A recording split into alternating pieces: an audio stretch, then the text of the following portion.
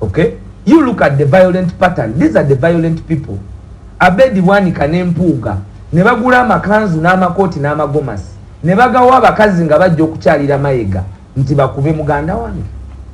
Ekyo mwe temwalina na budde mu aba NBS tewampita na kumpita ku discussing nti babadde bankubye babakubye kato kubanga we are not human beings in maaso gamu. No, that is it. Did you call me about it?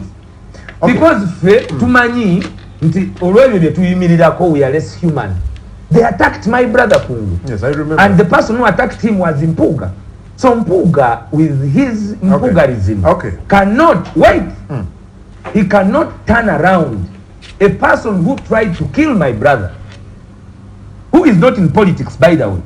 Ngabambadde ne kanzu naye okubanga nti mwe nze is my friend, my brother would have been dead. What would he have told me? He's my twin brother. Don't even go there to saying personal. I have been keeping decorum about that. Did you call me as NBS? Today you are telling me it is a shame. Shembagamba nti fetumanyi nti mu maaso g'abantu abasinga ba corruption apologists, ba regime apologists, you see us as less human. Era kyovola bantu mutitibya nnyo.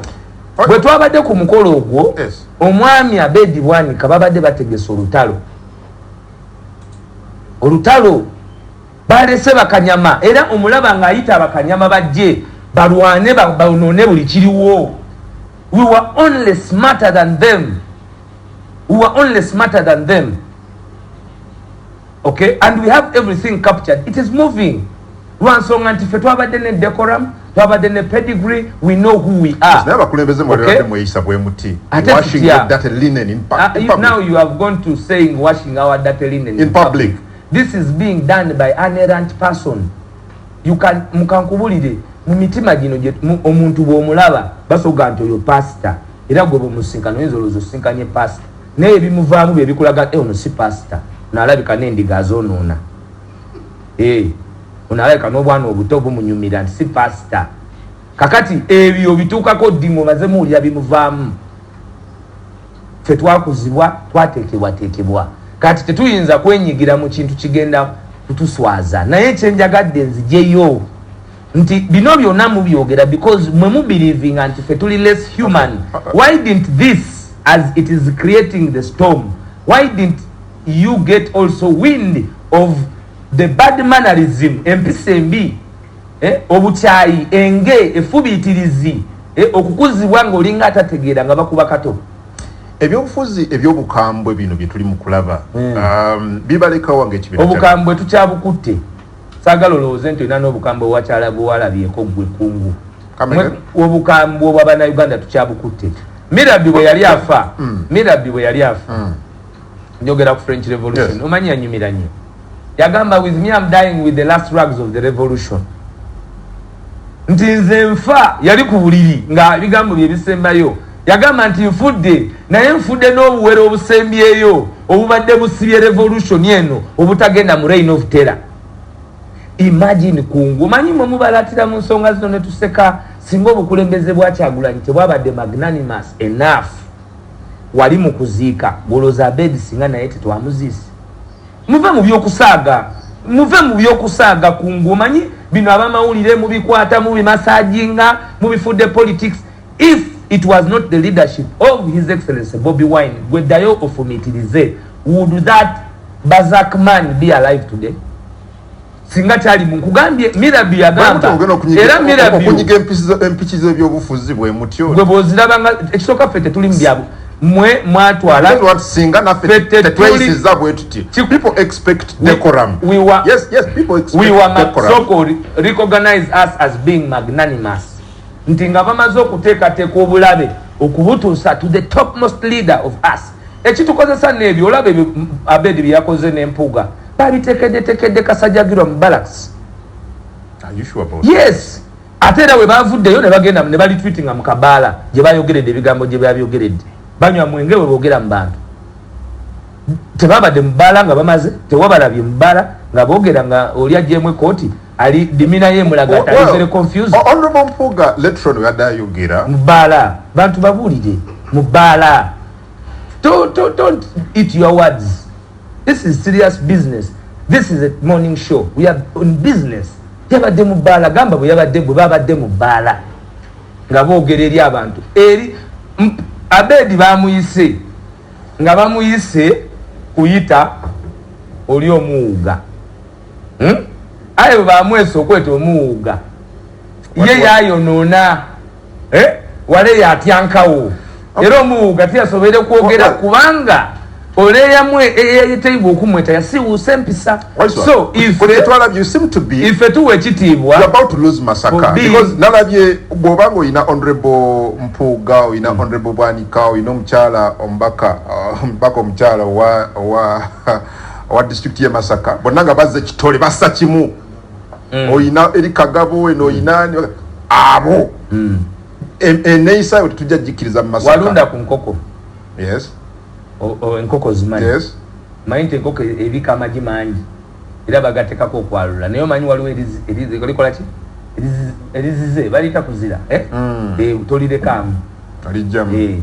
Ekyokubiri fe mutunyigira bwereere munnange era nagambye nti Abedi obusuumu yandibutadde ku Faaza Ssemwogerere kuba ye yabuulidde Faaza Ssemwogerere era njagala kwebaza Faaza Ssemwogerere obusuumu honorable Bwanika wuuyo pastor oyo obusuumu pastor yatuuse ne kulevo n'agamba nti mwabali awo osobola okubajjawo okubanga babadde balina amaanyi g'abamagye gekasagajagirwa balese babawunsa bazze okukola akavuyo ku ffe naye ffe mutuwe ekitiibwa era nze president njagala mwebaza olw'obukulembeze.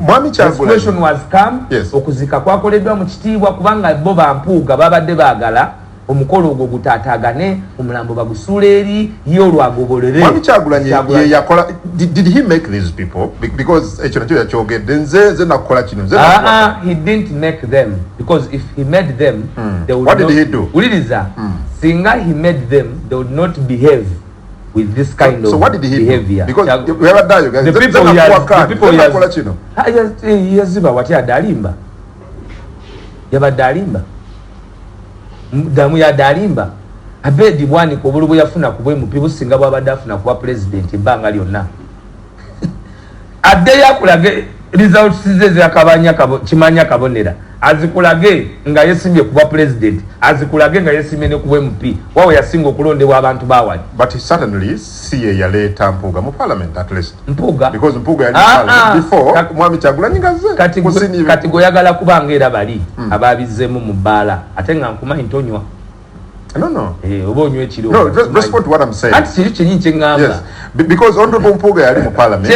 When before. Anti olabye oyongera okuswala gwe ate oli muganda wange.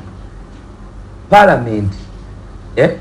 Buli mulundi gwogendayo gubaliwa gwokka. Uli anti kati ogenda kayana. Uliriza parliament lwaki olowooza nti abaddeyo taddayo buzinalayira. Every election is an independent election of the other. So 2011 soko ulirize wano bino mba nsomesa nsi kuba ate n'obusomesa ndi musomesa. Okay. Every election you go into is independent of the other election. Buli bwogenda mu kalulu kyovola abaga ati eno parliament ya mwenda eno parliament ya 10 eno parliament ya 11 mweno parliament ate parliament zonna zogamba nti yagendamu eri yali sympathy card bamukwatira mu road ekisemba tumalirize eyokubiri ekisemba yo tumalirize Alex rather Bwanika yabaviridde mu buntu ekitali kibi mugenda mukolera kinga ekibiina ate twali tukoze ekyabantu. No, there are people who think mumutwale mu disciplinary committee. Is it something you're considering to do? You have quarreled with us muyombye naffe nti Mpuuga twamukwata bubi. Muyomba naffe mpuliriza so mwe mukkiriza nti kati Abedi is a mischief tetwetaaga kuba naye tumutwale mu disciplinary system ezikola mu kibiina memba bwava ku nneeyisa y'ekibiina mumuwuliriza nemuvunaana. Our system works. Yes. Our system works. Are you going to subject him to a disciplinary measure yonna? Abedi Bwanika is already subjected to a particular system and he knows the system. Which system? He knows the system. Those are our internal operations. Yawe muwagira ebisiyaga ng'ekibiina kakati ye Morning Express ku Sanyuka TV omanyi NBS mwe mutunde gulire era kati yagala kuzikiza tunyo ku mazzi katono tugenda mu bigenda bita NBS somo kweyaza katono badde NBS Nedda. No, I will not come back actually here. No, if we don't talk about it, I will not come back. That I'm telling you. It's okay. Yes, it's okay. It's you cannot okay. Blackmail us. No, but I am not blackmailing. You are blackmail. You. No, I am not. You are. You are honorable. What's chogerako? What's tompada chikemu nenchogerako? Is it fatal? You have it. You have it. Gwe mulekerawo. Mwenna mulekerawo. Okutusa, I am addressing all those involved in calling us homosexuals. That's what including this station, because you have people who do. Has not called you that. I have seen headlines. I've seen headlines. Called you that. Now let me tell you this. Bwanika who said that. Let me reply. Okay. Yes. We are not homosexuals. I have a wife. Ekikola obubi nti Bwanika tandaganga mukyala we. Nandibadde nalaga mukyala we nti siri homosexual. Okay? Yes. This is what you want me to tell you. We are not homosexuals. That gets even personal. Stop that blackmail on your TV. Stop that blackmail. It should stop. We are not. You're addressing Bwanika. Yes. Plus you, it is wrong for you. He said it. Bwanika yagambye nti yakwata omwana lwaki tokyogedde. Eriyo ebintu bye tulina okwogera ku TV.